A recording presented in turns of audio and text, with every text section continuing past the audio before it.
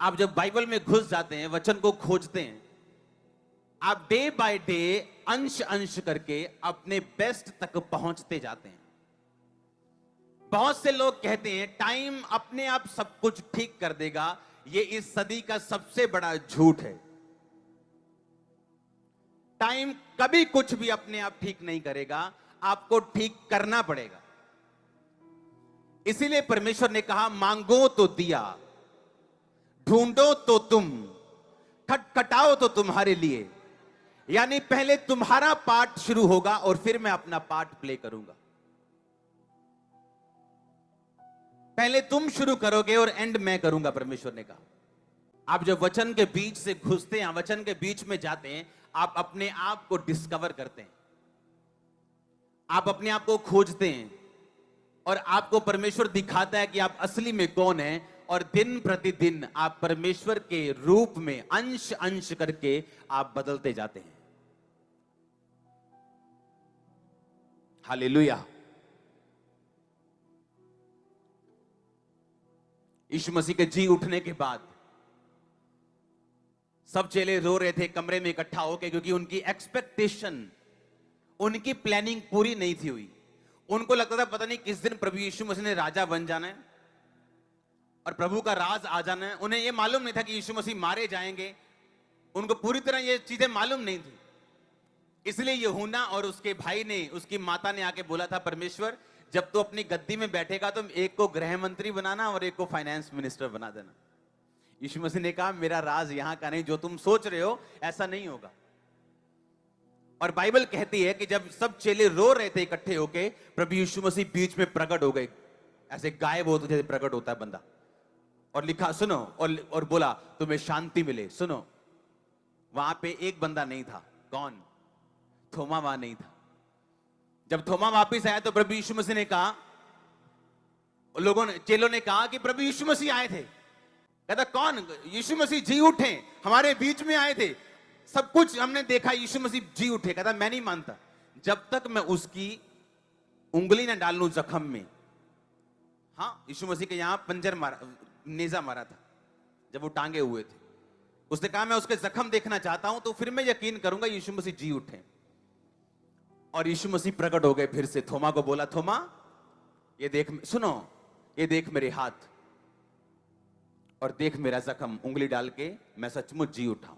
ध्यान से सुनना, सुनो, ध्यान से भी सुनो। अगर एक चेला यकीन नहीं करता तो क्या मैं उसको एक जख्म दिखाऊं या उसको मुर्दा जिंदा करके दिखाऊं तो यकीन करेगा? अगर कोई यकीन ना करे और किसी अंधे पे हाथ रख के प्रेयर और वो देखने लगे, क्या वो यकीन नहीं करेगा? करेगा ना। प्रभु यीशु मसीह ने एक व्यक्ति को विश्वास में लाने के लिए, उसकी लाइफ में काम करने के लिए एक मिरेकल नहीं किया, अपना जख्म दिखाया। आपकी लाइफ प्रभावशाली तब होती जब मसीह में आप जख्मी होते हो। अगर प्रेयर से सब कुछ मिल जाए तो सब प्रेयर करने वाले हैं, सबकी चर्चें भरी हो। अगर फास्टिंग से मिल जाए तो सब फास्टिंग कर लें और सब कामयाब हो जाएं। आपकी महानता आपके जख्मों से जानी जाती है, ना कि आपकी प्रेयर से। आपके जख्मों से, ना कि आपकी प्रेयर से। मैं भी प्रचारक हूं। क्या करेगा तेरा प्रचार जब तेरे जख्म ही नहीं? अगले लेवल पे जाने के लिए जो आप डिजायर करते हो, आपको जख्मों से होके गुजरना पड़ेगा, जो बहुत से लोग नहीं चाहते हम गुजरें। आप एक्सपेक्ट कर रहे हो मेरा वीजा लग जाए अभी, और वीजा तो नहीं लगा आपका, उल्टा आपको बीमारी हो गई साथ में, और आपका विश्वास हिल गया कि मैं तो लोगों को बोल के बैठा हूं कि अभी मेरा वीजा लगेगा, देखना बल्ले बल्ले हो जानी, मैं बाहर चल जाना था, फेसबुक पे लाइव होके दसूंगा। और एकदम से क्या मालूम पड़ता है कि वीजा तो रिजेक्ट हो ही गया, बीमारी भी साथ में हो गई। शॉक शॉक लगा। और फिर परमेश्वर देखेगा तू कहां जाता है, क्या सोचता है और क्या करता है और क्या बोलता है। अगर तब तू विश्वासी पाया गया, अगला लेवल कोई दुनिया का लाल नहीं रोक सकता तेरी लाइफ में। हालेलुया। तो आपने सुना इस वचन को प्रियो, जो अपोस्टल जी प्रचार कर रहे हैं, प्रभावशाली आप कब बनते हैं, कब आपके जीवन में प्रभावशाली काम होता है? जब हम जख्म से बाहर निकलते, जब हमें जख्म लगता है। कैसा जख्म, शारीरिक या आत्मिक? वो आत्मिक जख्म होता है जो हमें आत्मा पे जख्म लगता है, जो आप चाहते हैं खुदावंद से और वो आपको उस वक्त नहीं मिलता, और आपको आत्मिक जख्म उस वक्त लगता है। कैसे? क्योंकि आपने खुदावंद को अपना 100% जीवन दिया है, फिर भी उस 100% में से भी आपको उसका कोई रिज़ल्ट नहीं आया, तब आप आत्मिक जख्म को पाते हैं।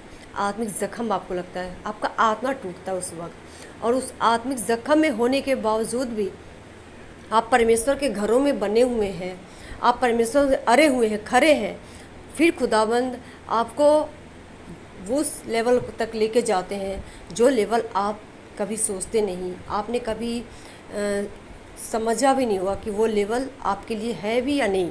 परमेश्वर आपको उस लेवल तक लेके जाते हैं। जब खुदाबंद हमारी लाइफ में किसी बड़ी चीज़ को काम करना पड़ता है, काम करते हैं जब बड़े लेवल पे, तो परमेश्वर पहले हमें ज़ख्मों को देते हैं, हमें वो ज़ख्म से गुज़रना पड़ता है, उस आत्मिक ज़ख्म से गुज़रना पड़ता है, फिर खुदाबंद हमें उस लेवल तक लेके जाते हैं जो परमेश्वर हमारे लिए रखे हैं।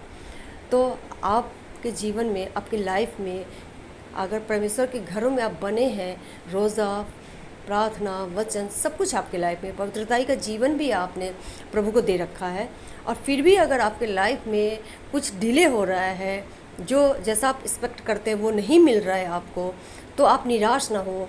आप ये अपनी लाइफ में समझना उस वक्त कि परमेश्वर ने आपके लिए बहुत ऊंचा लेवल रखा है, इसलिए आपको उस ज़ख्म को सहना पड़ रहा है, उस ज़ख्म से आपको गुजरना पड़ रहा है।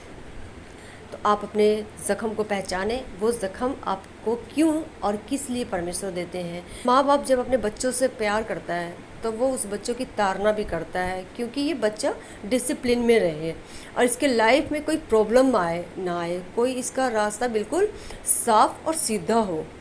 तो परमेश्वर भी हमें ऐसा ही चाहता है। परमेश्वर आप सबको आशीष दे।